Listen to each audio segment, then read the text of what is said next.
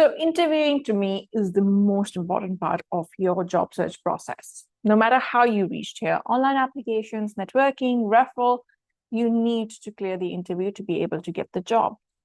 Yet so many people have questions which are unanswered about interviewing. So today's interview is going to give you much needed information on what are different type of interviewers looking for. Every interview looks at different things depending on what role the interviewer plays in the organization and in relationship to the job you're looking for. So let's break it down. Let's find out what's in it for them, and hopefully it will help you in preparing for the right interview questions. Hi, my name is Shubh Faujdar. I'm a Singapore-based job search strategist and career coach and a former corporate recruiter. I'm also one of the LinkedIn top voices on job search and careers. I release 2 videos every week. Tuesday is a nano tip, less than 2 minutes with an actionable item, and Thursdays we do a deep dive. So if you haven't already, please do subscribe to the channel. So whenever I'm doing mock interviews with people, one of the first question I ask them is, who are you meeting? And it's very surprising that a lot of people may just attend the interview without even knowing who they are meeting in the organization. Very, very important, because each person asks you a different set of questions, looks for different things depending on what role they are playing in the organization. So starting with our first interviewer, the talent acquisition person. Typically, they would be the one who would be doing the screening interview, usually over a phone call. In some cases, could be a video call, but mostly it's a phone interview. So typically, a talent acquisition is the person who is working on the role, who has the mandate to fill the position. They know what the basic requirements of the role are. They want to ensure that you meet those requirements. What are your motivations for leaving the role? Why are you looking out? Or what are you looking for in your next role? And the last one could be more of seeing whether you fall into the budget, when your start date would be. So very basic thing. Usually it's a short round of interview where they want to know what you've done. Do you have the skills required for this role before they even present your CV to the hiring manager and the business stakeholders? The next interviewer, keeping in line with the function we've just covered, is the HR business partner, HR head, depending on the seniority of the role. If you are an entry-level person or a junior person, usually the HR interview, either they club with one of the other interviews or it's towards the end to present the offer. Sometimes you may even not need an HR interview.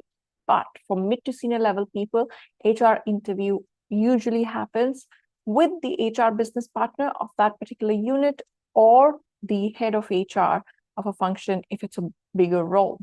So what do HRs look for when they're looking for this position?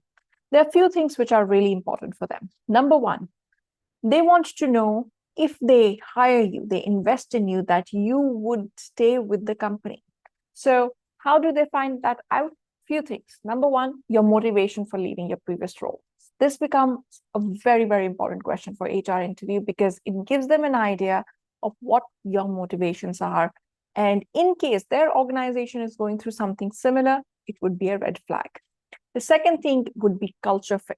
So they may ask you questions about what kind of culture do you like? What is your leadership style? What kind of management do you prefer? So basically, more people-centric questions will be asked by the HR.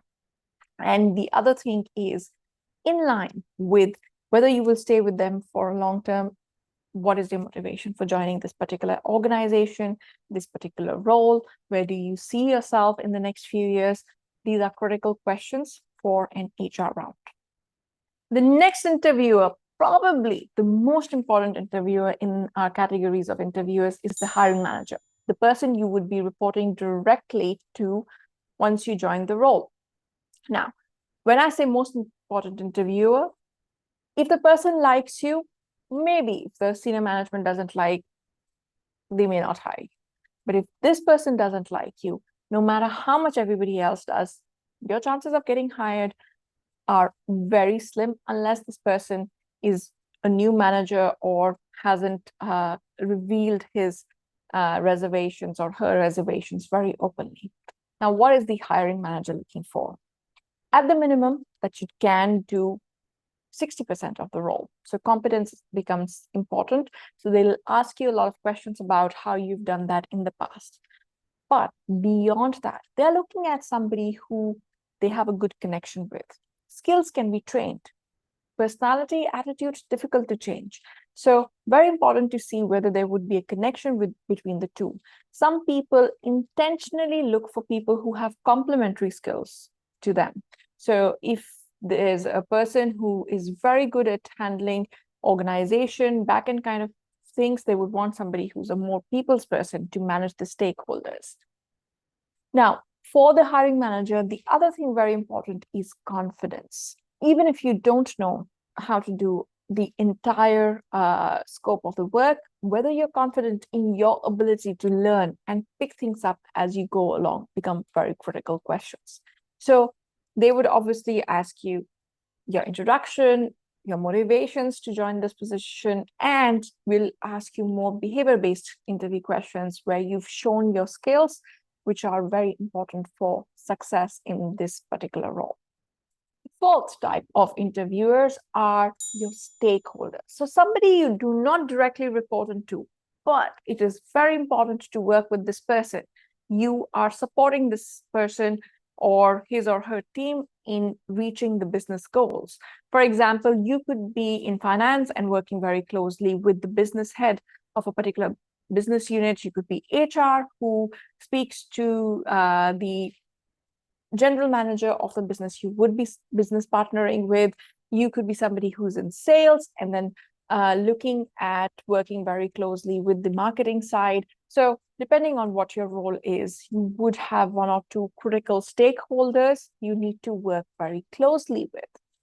Now, the stakeholder interview is not a very typical interview. They usually don't check your competency. It's more like what I call the sales meeting. Here, you want to go with the frame of mind to understand what's important for them. What can this position do to help them reach business goals? What are some of the challenges they are facing? What are the things they would want this person to solve for them? So I would recommend when you're going for the stakeholder interview to ask and prepare very good questions and show them that you're here to partner with this particular person to help them achieve the business goals. The fifth one is senior management interview. So usually your boss's boss or the big boss of the organization, a particular region. This interview is important, firstly, because if it's a critical role, the senior management needs to give a go-ahead. But also, again, it's not a very typical interview. They're not going to look at your competency. They trust that people who you're reporting into, the HR, the TAs, would have done their particular share of finding what you're about. This one would be more about the attitude. How do you learn things? How do you execute things? How you problem solve in general? What are your motivations? Again, is a very important thing. Are you a cultural fit for the organization? Is another thing to look at. Here again, you want to do a lot of research about the organization to be able to create questions which show that you're somebody who can be big picture, who can be strategic. That's what senior management looks at.